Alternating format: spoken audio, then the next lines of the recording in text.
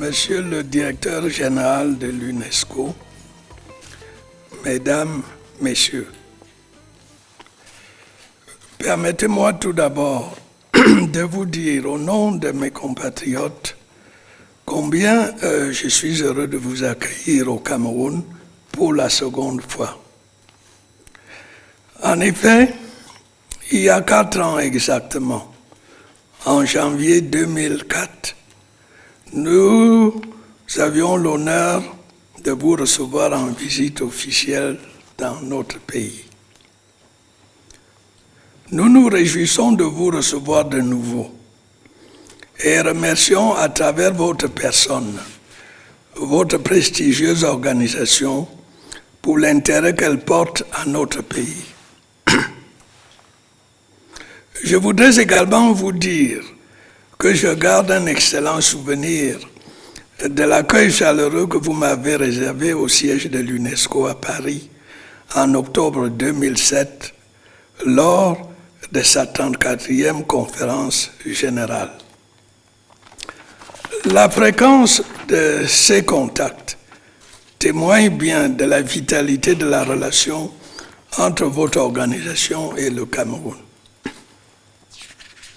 Monsieur le directeur général, depuis sa création au lendemain de la Seconde Guerre mondiale, l'UNESCO a été investie d'une des plus hautes missions qui soit, à savoir promouvoir la paix dans l'esprit des hommes en diffusant le savoir, l'éducation et la culture. Cette mission demeure plus que jamais d'actualité. Au cours des décennies passées, votre organisation a accompli une œuvre considérable au service de la paix, des droits de l'homme et du développement. Elle peut notamment s'enorgueillir d'avoir combattu le racisme et les discriminations, forgé les instruments du droit international de la culture et sauvegardé nombre de témoins du patrimoine de l'humanité. À côté de ces tâches que l'on pourrait qualifier d'opérationnelles, je pense à l'éducation pour tous, à la protection de la diversité culturelle, à l'élaboration des normes universelles des bioéthiques, etc. À côté de ces tâches, disais-je, l'UNESCO a sans aucun doute un rôle capital à jouer face aux défis planétaires auxquels l'humanité se trouve confrontée. Il en va ainsi des cataclysmes naturels, du réchauffement climatique et des grandes pandémies pour lesquelles l'action de l'homme sur son milieu naturel a une part de responsabilité. De la même manière, l'extrême pauvreté, corollaire du sous-développement, ne pourra être vaincu que par une action concertée et solidaire de la communauté internationale, action rendue encore plus urgente et nécessaire par l'éclatement de la crise économique mondiale. L'UNESCO, en raison des principes qui guident sa mission et de sa compétence universelle, doit sans aucun doute poursuivre les efforts qu'elle a déjà entrepris pour relever ces défis et continuer à montrer la voie. Elle personnifie en effet la conscience de la communauté internationale au service de la solidarité entre les hommes. Le Cameroun, pour sa part, n'a qu'à se louer de la coopération qu'il entretient avec votre organisation et que je n'hésiterai pas à qualifier d'exemplaire. Je me bornerai ici en mentionner les principaux points d'application. L'assistance à notre système éducatif, la protection de notre patrimoine naturel, la promotion de notre diversité culturelle, etc. On me permettra de faire une place à part à la contribution de l'UNESCO à la prévention de la pandémie du VIH-Sida. Ceci me donne l'occasion de vous adresser mes sincères remerciements pour la nomination de mon épouse, fondatrice du centre, comme ambassadrice de bonne volonté pour les actions humanitaires qu'elle mène en faveur de l'éducation et de la lutte contre le sida. Monsieur le directeur général, m'adressant à vous personnellement, je voudrais à ce point rendre hommage à l'action que vous menez depuis votre accession à la tête de l'UNESCO. Sous votre direction éclairée, votre organisation a effectué un travail fondamental pour s'adapter aux besoins et aux préoccupations des États membres. Ce travail de modernisation a porté ses fruits et après avoir connu des temps difficiles, l'UNESCO a retrouvé avec vous un rayonnement universel.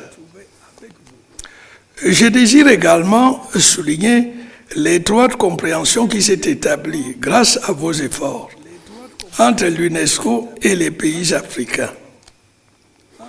En vous rendant sur le terrain, vous avez pris l'exacte mesure de leurs problèmes. Bref, vous avez fait de l'Afrique une priorité de l'UNESCO.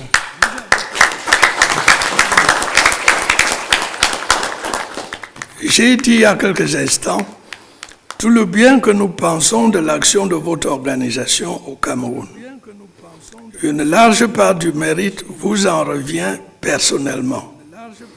À ce titre, vous avez gagné l'estime du peuple camerounais et de son gouvernement. Par ma voix, ils vous en expriment leur profonde reconnaissance.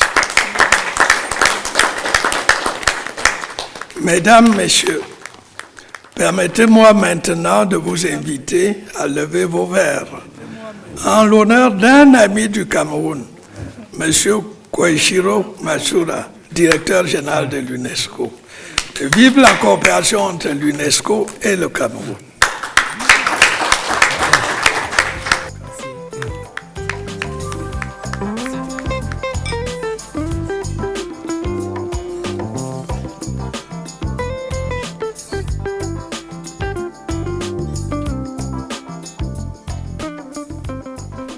Monsieur le Président de la République de Cameroun, la Première Dame de Cameroun, l'ambassadrice de bonne volonté de l'UNESCO, Madame Chantal, Monsieur le Premier ministre, Mesdames et Messieurs les ministres, Mesdames et Messieurs les membres du corps diplomatique, Mesdames et Messieurs les représentants du système des Nations Unies, Mesdames et Messieurs, je suis très honoré de pouvoir faire ma deuxième visite officielle au Cameroun. Tout d'abord, je suis au regret énorme d'arriver avec tant de retard, mais je dois confesser, ce n'est pas forcément de ma faute. D'abord, c'est de la faute de mauvais temps à Paris qui est arrivé à annuler beaucoup de vols programmés. Et donc, j'ai été programmé de partir pour le Nigeria lundi, mais mon avion a été annulé. J'ai été obligé d'attendre à l'aéroport plus de 5 heures. Finalement, j'ai été communiqué, votre avion est annulé. Et puis, par conséquent, j'ai été obligé d'annuler mon rendez-vous avec le président de Nigeria. Je suis arrivé effectivement avec 1 jour et demi de retard au Nigeria. Et le président Yar'Adua est allé au Ghana pour l'inauguration du nouveau président jeudi. J'ai voulu le rencontrer jeudi, mais apparemment il est absent, donc il n'a pas pu me voir vendredi. Donc je suis énormément regret d'être arrivé si tard et je suis très reconnaissant à Monsieur le Président d'avoir attendu avec la générosité et de me donner tout de suite la haute distinction de votre pays.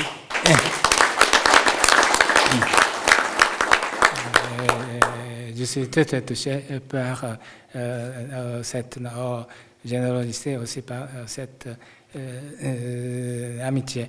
Et puis je suis très content de rencontrer encore une fois Madame la Première Dame de Cameroun.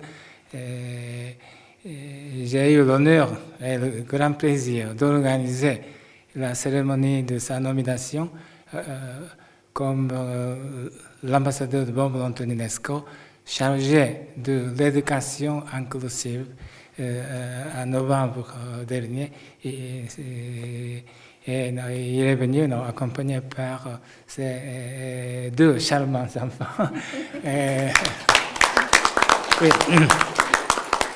Et je suivis avec beaucoup d'attention ce que Mme Chantal Biya de Cameroun. Et quand j'ai reçu la proposition officielle du gouvernement de Cameroun de la nommer comme l'ambassadrice bonne volonté de l'UNESCO, j'ai encore une fois examiné le dossier de cette activité, mais je suis arrivé à me convaincre tout de suite qu'elle la mérite. Et jusqu'ici, non, j'ai nommé petit nombre d'ambassadeurs bonne volonté en Afrique subsaharienne. Un exemple est M. Nelson Mandela. Il est notre ambassadeur bonne volonté chargé des droits de l'homme. Mais je dois vous signaler que Mme Chantal Biya est la première femme africaine d'être notre ambassadeur de volonté. Elle a fait beaucoup d'actions dans le domaine de la lutte contre le sida, mais plus globalement pour l'éducation inclusive. Et nous avons beaucoup d'espoir, beaucoup d'attentes de poursuivre notre collaboration avec elle, avec sa fondation dans ce domaine. Monsieur le Président, vous avez esquissé de manière très succincte la collaboration très dynamique, très réussie entre le Cameroun et l'UNESCO. Vous exprimez mon appréciation et ma reconnaissance à vous personnellement, mais aussi à tous les membres du gouvernement pour votre soutien et votre coopération dans la promotion de coopération bilatérale entre le Cameroun et l'UNESCO, mais aussi dans le renforcement du processus de réforme de l'organisation que j'ai démarré dès que mon arrivée à la tête de l'organisation il y a 9 ans. J'ai établi beaucoup d'objectifs majeurs pour réformer l'organisation. Certainement, l'un des objectifs est renforcer l'action globale de l'UNESCO dans le domaine de l'éducation, dans le domaine de la culture et dans d'autres domaines de compétences de l'UNESCO. Mais un autre objectif est de renforcer l'action de l'UNESCO sur le terrain, notamment dans les pays en voie de développement, en particulier en Afrique. Donc j'ai décidé de renforcer les bureaux régionaux de l'UNESCO en Afrique. Et nous avions un petit bureau au Cameroun qui n'a couvert que le Cameroun, mais j'ai décidé d'en faire un bureau sous-régional, non seulement couvrant le Cameroun, mais aussi des autres pays, le Tchad et l'Afrique centrale. Et grâce à la générosité de votre gouvernement, notre bureau a obtenu très récemment de nouveaux locaux à titre gratuit. Et notre bureau est maintenant dirigé par un nouveau directeur, Benoît Saucy. Ah bon, vous êtes très bien. Il vient d'arriver. Il a dirigé notre bureau au Mozambique avec grand succès. Donc j'ai décidé de le nommer pour diriger notre bureau. Et donc on renforce notre action sur le terrain, notamment en Afrique. Dans ce contexte, on reçoit beaucoup de soutien de la part de plusieurs membres du gouvernement et je veux exprimer mes remerciements pendant 4 ans. J'ai apprécié beaucoup la coopération et le soutien qu'il a donné à l'organisation, mais aussi à moi personnellement. Et j'apprécie aussi le soutien et la coopération donnée par Madame la ministre de l'Éducation, Madame Adama, qui représente toujours de manière très dynamique le Cameroun à plusieurs réunions sur l'éducation que j'organise. Et en plus, le Cameroun prend l'initiative au niveau sous-régional et aussi au niveau régional sous sa présidence. Le Cameroun a organisé en septembre dernier une réunion régionale très importante sur le thème de l'éducation inclusive. Et UNESCO a organisé plusieurs réunions régionales sur le même thème de l'éducation inclusive. Et à la fin, nous avons organisé une réunion globale sur ce thème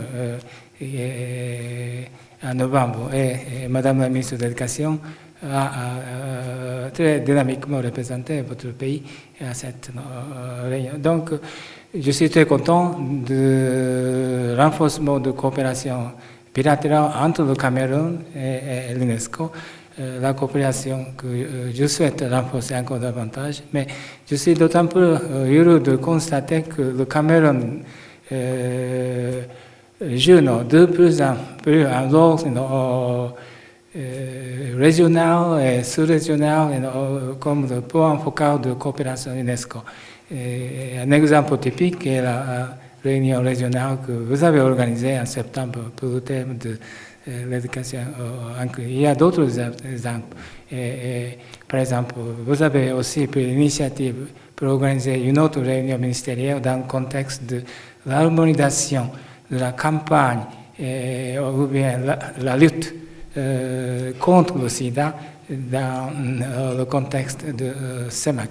C'était très important d'établir une politique régionale pour la lutte contre le sida, la lutte que Mme Bia préside. Donc j'apprécie beaucoup cette nouvelle dimension de coopération entre le Cameroun et l'UNESCO. Et en tout cas, Monsieur le Président, je vous remercie pour tout ce que vous faites pour renforcer cette coopération bilatérale, aussi cette coopération sous-régionale, régionale. Et aussi, je voudrais vous remercier encore une fois pour votre amitié personnelle à mon égard. Merci un peu.